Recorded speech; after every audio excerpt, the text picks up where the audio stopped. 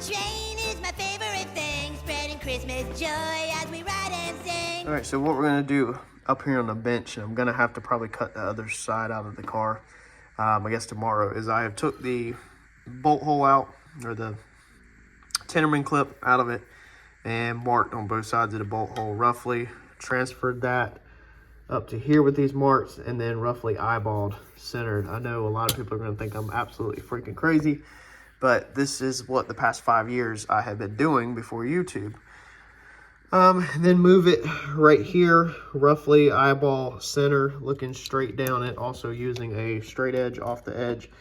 Now, if you think that in 1974 all of this stuff was straight, you've lost your freaking mind. This stuff was not straight, so I am well aware of what I'm doing is not straight, or probably not straight. However, I'm just trying to get it close. That's all I really care about. These are literally just shock hats. These just mount the shock that goes up and down. Now, later down the road, we could mount struts in, which is a lot more complicated because then you have caster camber, all that different things that play off of the strut mount itself. However, if we did that, we would probably be using some plates up top to center it, and I think we have a big enough hole where we pretty much can nail a strut dead on in it. We just want to pretty much put the thing back in factory location. The other thing I had thought about on the parts car is cutting the whole upper apron out so that we can mark it off of that.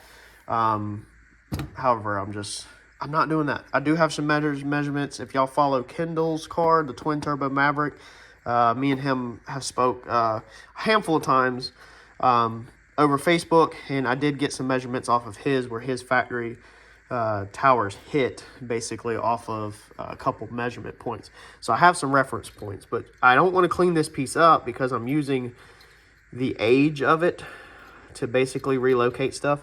So I can put this back together right here where the cut was, basically just like that. And then you can see this line right here, this one right here that goes around. Something left this pattern. Now this dirt line, for whatever reason, does not line up with that. I'm pretty sure this is where the fender overlapped. If you put that back over there like that, that's nowhere near right. I mean, the curve is not even right there. You can see that lower piece right there. That's not right. And that piece is not bent. I made sure none of this stuff is bent when it was taken out. This piece is curved on both ends to fit this piece perfectly. So I don't know why that rust line doesn't add up perfect. But it doesn't. You can see, putting this piece back together, you can see the stains, and you can see my cut, how my cut lines up. You can also see right there where my cut went straight down the side. So you can see right there, oops, right there, where the cut went down the side, straight. So I have transferred center, which actually I'm a little bit off. I need to be right there according to my cut, so I need to remark that. But I'm transferring center basically onto this hat. You can see on this piece right here that it has degrees built into it. Now the back is lower than the front, just like on our lower control arms, or our upper control arms. So if you remember when we set our upper control arms, we set these things at 4 degrees with the front higher. The shock towers pretty much mimic that. And the fronts, this is gonna be the front of the shock tower. The front is higher. And I'm pretty sure that's going to be about 4 degrees also. I'm actually about to measure that. Put it on, let's see here. Let's do that real fast, actually. That edge right there is a little bit bent. But let's show how stupid we are on camera. This is going to be huge disagreements over this kind of stuff. This is not what people want to see at all. Everybody wants to see it on a big jig table with perfection work. Man, it's not how I do things. All right, so let's take this. We're gonna put this on this. We're gonna zero this out. So that's gonna be our 0. Okay, our frame rail there's gonna be our 0. Now let's come down here and roughly find what degree. Man, that bad boy is 6, 7 degrees on the top hat. We go back to the top, which is our starting point, centered over the hole. That's back to 0. So if that's level ground, we go back to that. Man. So it's pretty safe to say about 7 degrees. That hat's laid back. Wow. I was literally expecting 4. I did not expect that shock hat to be laid back 6 degrees. Yeah, I mean, that thing is pretty much freaking 720, 816. But I want to stay center, so I want to come off of that center point, and I'm going to go right on the edge. 778. So I'd say about 750 is what I'm going to call this shock tower laid back. And how these things work, these things were confusing when I first started. This is just like a micrometer that you measure bolts with, okay? I was actually showing the wife today a digital tire gauge. So when you measure, when you open these things up, they have 0 on them because you have to zero these things out. So right there, that was point something, okay? So you have to zero it out before you get started. Zeroing it out gives the piece a reference point to go off of. So you don't have to be on a level surface with this to zero. Now, if you knew what perfect was, then you could put this on it, zero it out on perfect, but it don't matter. Like, whatever you want to start on, you just zero it out. Now that's 0. It's the same that Tim McCanus goes over this. McCanus, I can't even say his last name. If you watch Tim's video on doing your pinion angle and stuff in the back of the car, Tim goes over how you put it on the car and you zero it out on the car. And you could do it anywhere, on any ground, because you're truing your angle finder to the car, however it sits, and then you move it to the transmission or the yoke or the pinion or whatever, and then that's going to tell you your angle because it is reading it off the car. It's zeroed on the car. Alternate 0 is good for setting pinion angle because it's going to zero off of the degree that it's at. So if you set this on, for instance, if I set it on this angle here, and that reads 15 degrees, and then I hit alternate 0, it says ALT, then it makes that 0. It makes that 15 degrees 0. So then if I go to something else, to a different position, it will tell me the difference between that. So if I put it up here on the brake caliper, it's going to say that I have a difference of 12 degrees between the angle that I just put on here. Some people can't wrap their head around that and think that everything needs to be on, a perfect chassis table. And if you're building a real high-end, real nice chassis, yeah, you need to be on a chassis table. That's common sense. But if you're doing something like this, we're not making many changes at all. The only changes we've made is the upper control arms. The lowers are staying the exact same. They're just getting extended. So we zeroed that out to the frame because we want the upper. If we put the car on a chassis table, we would make the chassis table level, and then we would make the car level off of the rockers and the frame rails, the items that are flat. And then we would do everything off of that. So all we're doing with this tool is we're zeroing it off the rockers or the frame rails, whatever you want to work off of. In my situation, I want to work off the frame rails. And that's how we did our 4 degrees off of our frame rails for our upper control arms. The same thing with these upper hats. We want the fender to pretty much be 0 because that's what we're working off of. And now I know that these are roughly laid about 7 degrees on the tops. So when we build our new thing, as long as they're laid about 7 degrees, then I will be close enough for what I want to do in the future.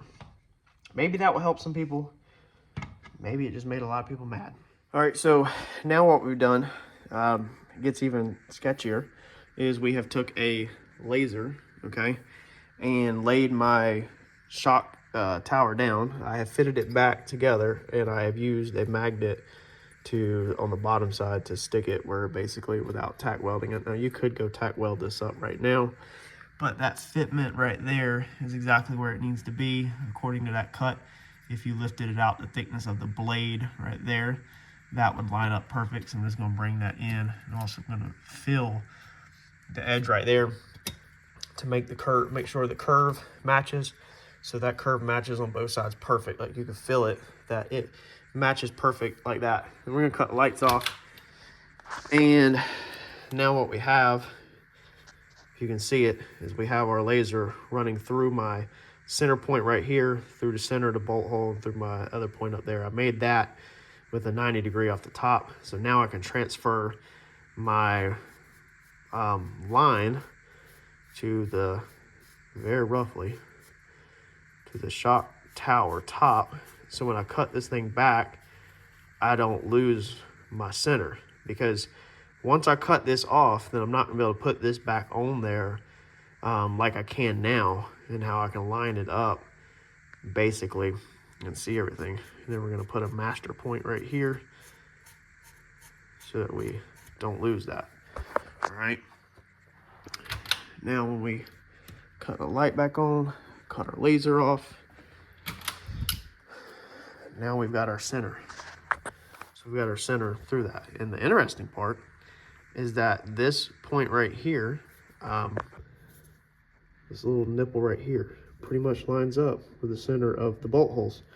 And that's centered through the shock tower. So now we know that this line right here that I drew on the top needs to be centered, because we're gonna pretty much cut it right here.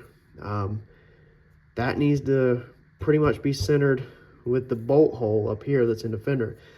We're just gonna have to do the best we can on putting this back very close to where we believe it should be. All right, so I got one side in. So basically what you gotta do, good luck. That's all I can say. This stuff is absolute crazy. I mean, there's better ways to do it out there. It's called jig fixtures. It's called fixtures for chassis tables. It's called having jigs for things, building jigs for things, building things that hold things. But I don't do this for a living, so I'm not gonna take the time to build it. So I'm probably gonna do it basically like y'all do it. So I'm gonna flip the camera around and show you where we're at and kind of how I got there. So first off, I mean, you're just using everything in the book. If you can't get creative, you're gonna really struggle in areas like this. I mean, I've had to do everything from put a pry bar in between the engine right here to put pressure on this tube, to push this tube in a little bit.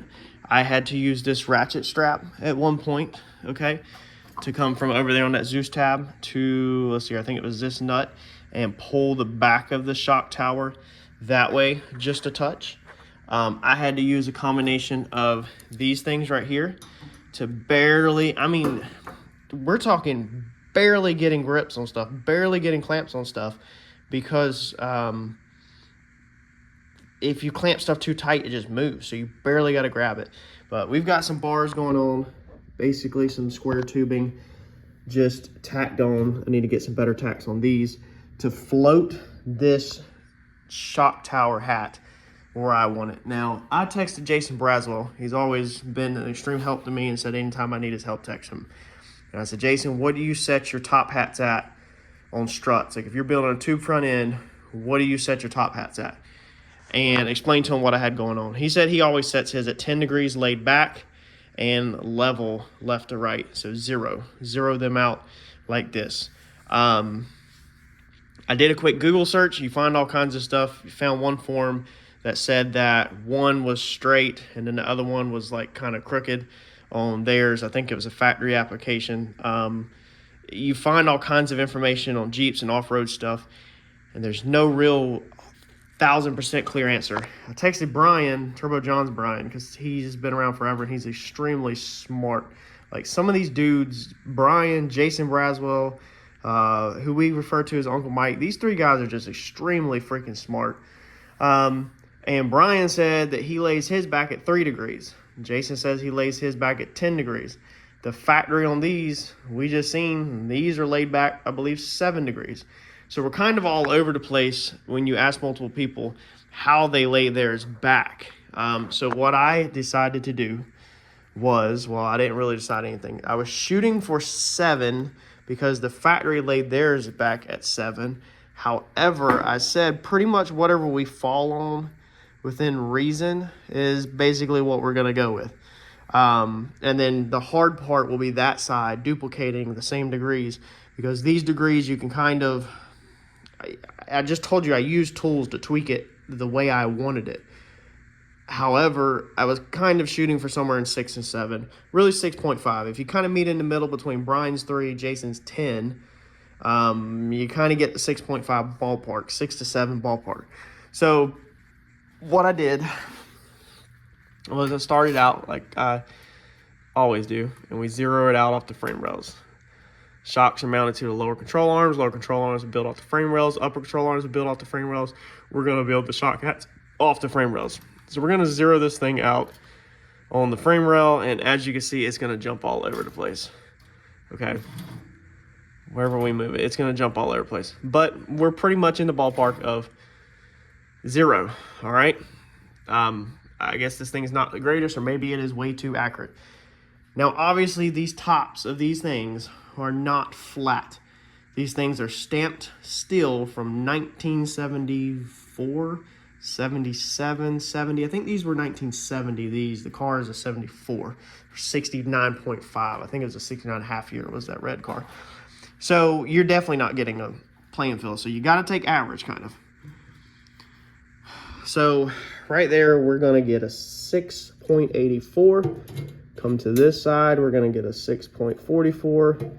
Go to the center, we're going to get a 6.44. 680. 680, 676. 566.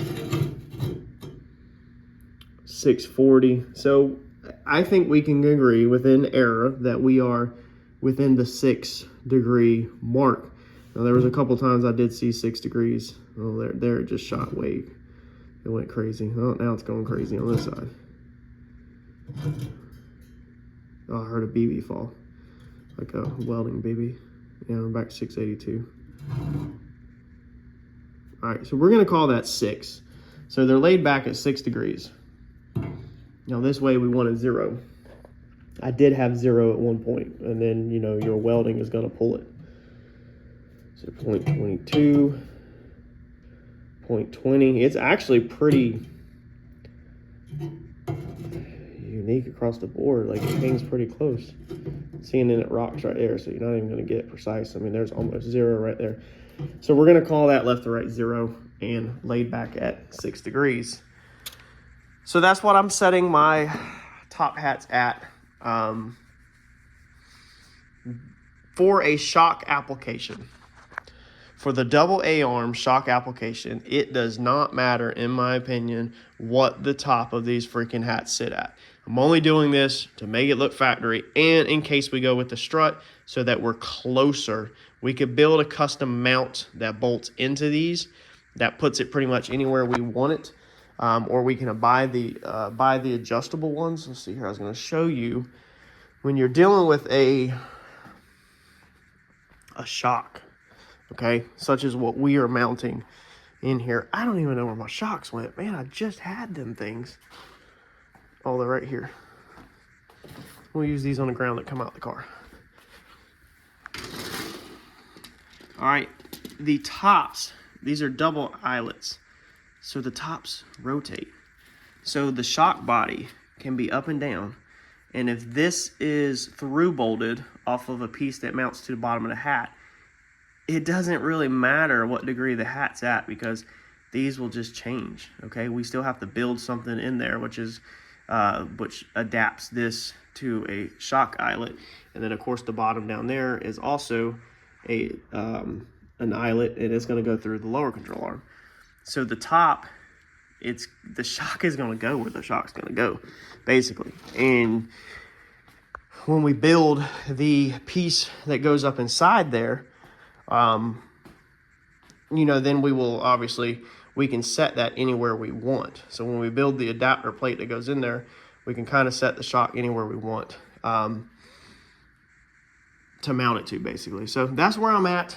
Hopefully it's not too much rambling. I'm trying to make sure anybody that wants help or kind of was in my shoes that don't really have anybody, I kind of relay the message best as possible. Now, these hats are going to get cut, like I said, way down. whenever we're finished, but I just needed them to float so I could take the front end back off so we can run tubes from the inside, catch them, and then go to the front. But yeah, to get the pivot like this, okay, I literally just lined up the edge of this right here from the factory, which is probably not precise at all, but I literally just lined that up with the fender line. As you can see right there, I just eyeballed down it from the front and literally just lined that up like this. Wasn't easy. That's the reason why we had to use the ratchet strap, because I had the front touching and the front pretty much right, but then the back had to be pulled over that way a little bit to line that up. Not too bad on the clearance of the engine. Definitely they hang over, but by the time we cut them, we'll probably cut them at an angle, probably like this would probably be the best bet or something. By the time we cut them, they should look good. So that's it for tonight. I'm gonna weld up a couple more tacks on this side, and that's gonna be it. It's after 10 o'clock on a Tuesday night. Tomorrow night I'll try to work, and it'll probably take me 2 hours or so just to duplicate, because everything's just floating and I don't have nobody to hold anything. I'm doing it all by myself. We will put that side, we'll transfer that side over to this side. When we transfer this side to that side, we are gonna check to make sure that my front line right here that I have made off of this is equal off of your cowl. So we're not going to necessarily go through the fender to start with. We lined up off of the center of that bolt hole to the center of our piece, and how we did that was we laid that thing in there flat to the fender. We lined our centers up, and then I marked right here. That way when I swung that down, yes, it would technically, if you sweep, it would pull it forward a little, but I'm using this as my pivot point. That's going to set my forward and backwards. So on that fender over there, I'll pull that measurement, put painter's tape down, and I'll mark a line on that fender over there and use that as a reference point for forward and backwards. That way I make sure these things are forward and backwards as good as possible. And you can see right there, shot through the center hole, that we are right there going between the A-arms. So we should be good to go. And the shock should, you see where the ball joint is, that's about where the shock should mount, I think, off the lower control arm. Hopefully we'll get the lower control arms back from Mike here really soon. Hit that like button for me. I can only imagine what the comments are going to be like in this video. And, woo, this is what I'm doing. I'll catch y'all in the next video. Thanks, y'all.